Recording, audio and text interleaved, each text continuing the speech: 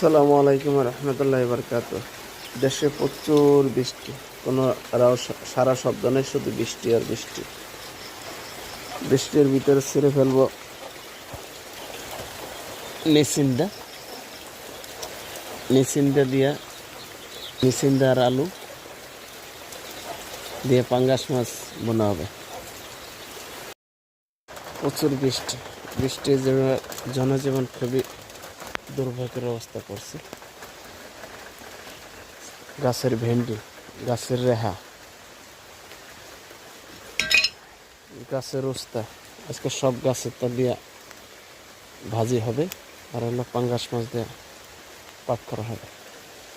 মাশাআল্লাহ, গাছের জিনিসে যাই হোক স্বাদ তো অন্যরকম। গাছের ডাটা, গাছের উস্তা, সব কিছু মিলাইয়া সাথে আলু